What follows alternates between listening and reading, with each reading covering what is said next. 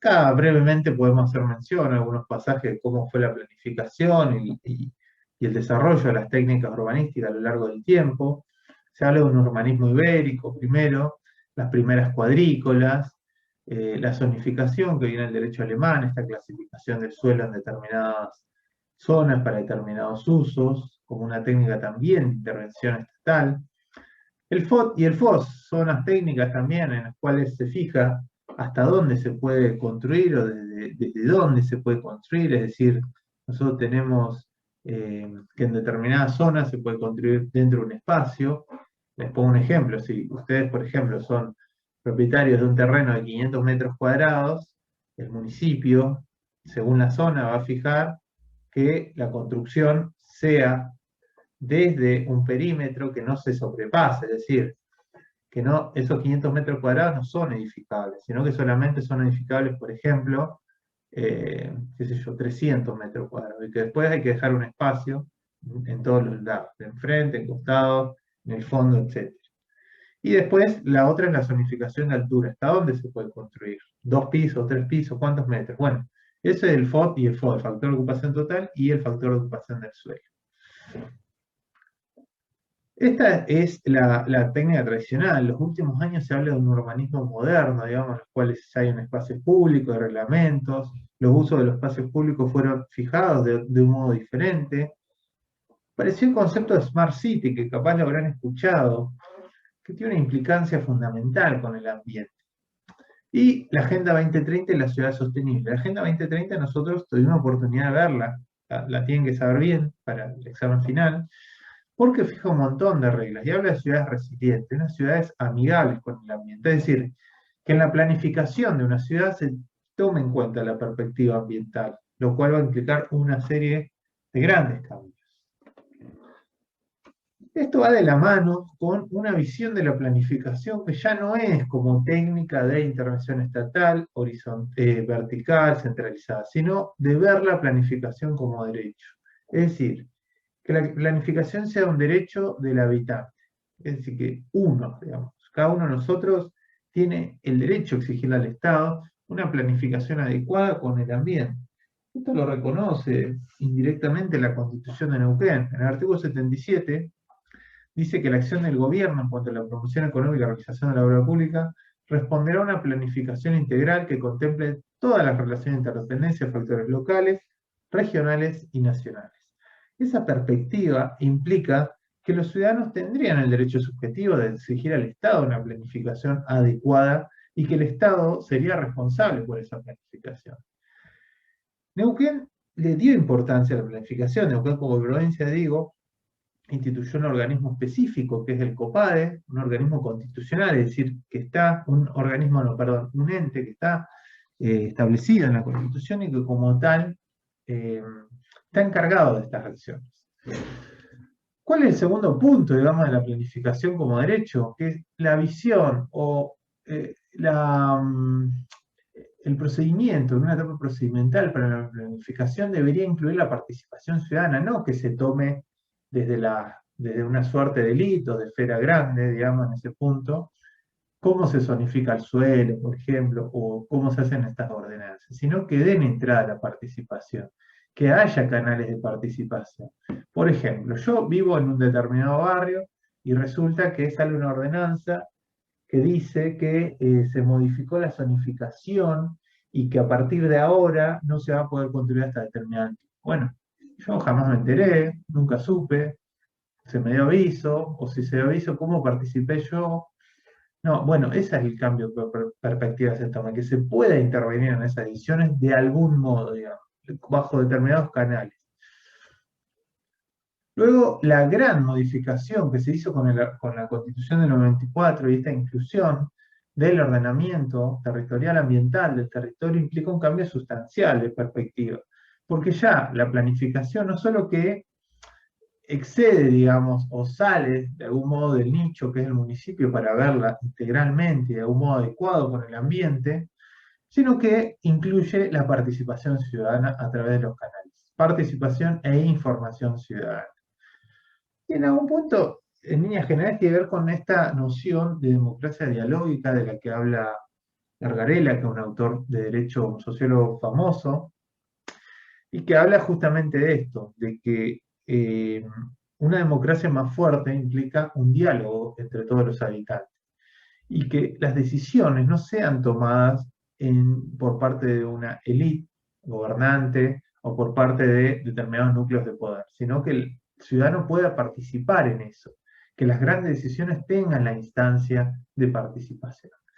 Gargarella, por ejemplo, pone ejemplo, perdón, vale la redundancia, pone ejemplo, los casos en los cuales se tomaron decisiones de alta trascendencia pública, el caso del aborto, el caso del Código Civil, por ejemplo, que se sancionó, donde afortunadamente hubo espacios, digamos, de participación ciudadana, se hicieron 1 millón de audiencias, se recibieron peticiones, hubo la posibilidad de opinar y bueno, se logró, digamos, escuchar a todas las voces en ese punto. El Código Civil lo mismo, como yo les dije en algún momento, el proyecto estuvo por todo el país, se hicieron audiencias acá en la universidad, se propuso la propuesta, duró años, hablaron los más destacados, hubo críticas, etc.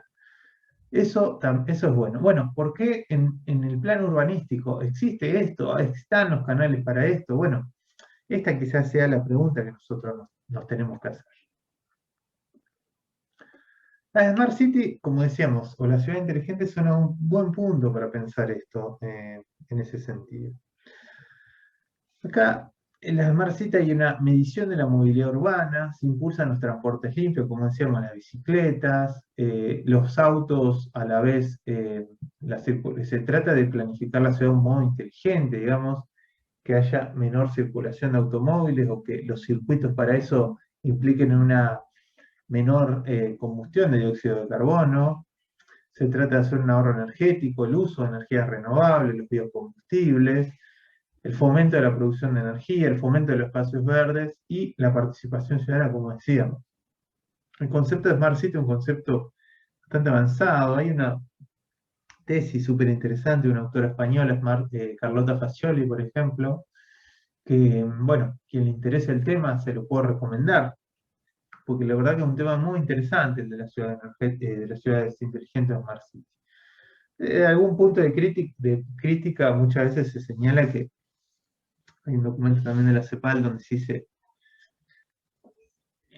Latinoamérica es complicado, digamos, los problemas muchas veces están dirigidos a tratar de mejorar la calidad de vida de la gente. Tenemos villas miserias, tenemos asentamientos urbanos sin planificación, tenemos una desigualdad estructural total que se nota en los barrios que existen, tenemos barrios súper pudientes al lado de barrios que son este, extremadamente pobres, entonces que como primero solucionemos esto y después vayamos a Smart City. Eso también es una realidad. Pero de algún modo tenemos esta cuestión de las Smart Cities mirar hacia adelante. A mí me parece una revolución en términos de planificación, en los cuales tenemos que prestar atención nosotros, ustedes, futuros planificadores, digamos, de la ciudad, para verlo con atención, porque esto implica, en términos jurídicos, empezar a pensar, a repensar nuestras normas, si están adecuadas, si son amigables al ambiente y si son amigables a una perspectiva que considere los diferentes aspectos de las ciudades. No solo esta visión centralizada de distribuir las tierras, de planificar, de dar atención a muchos intereses de los proyectos inmobiliarios, sino centrarse en que las ciudades sean más eficientes y más inteligentes.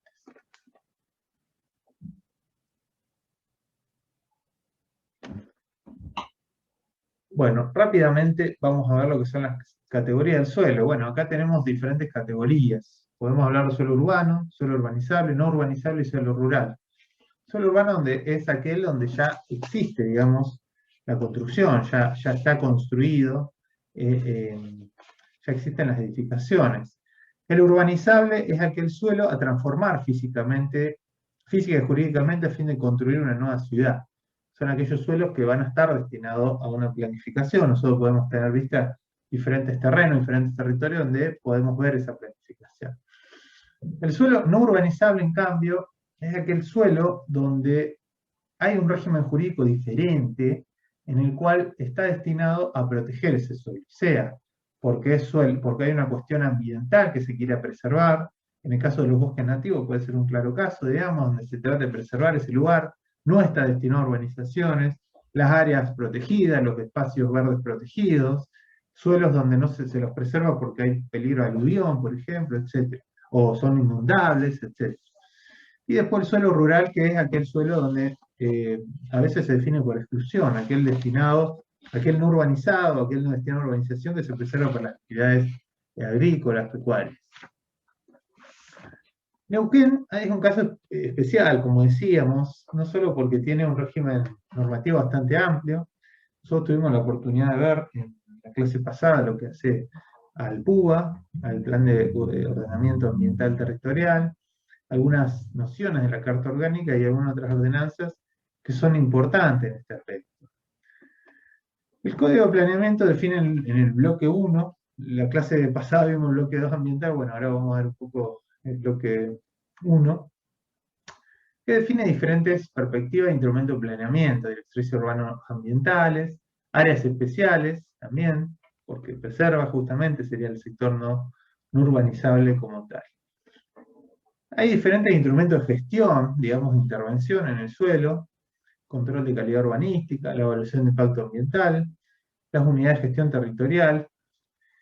Estas tres últimas son importantes. La unidad de gestión territorial porque implica que dentro de cada barrio se va a formar una comisión, una unidad, en las cuales van a tener participación en la planificación. Hay por ejemplo, una unidad de gestión territorial en el Río Grande, hay otra unidad de gestión territorial en Villa Florencia, por ejemplo. Son como comisiones, digamos, que están encargadas de que si hay un proyecto urbanístico, si hay un proyecto inmobiliario dentro de la zona, tener poder de participar y de decidir en esa instancia, digamos.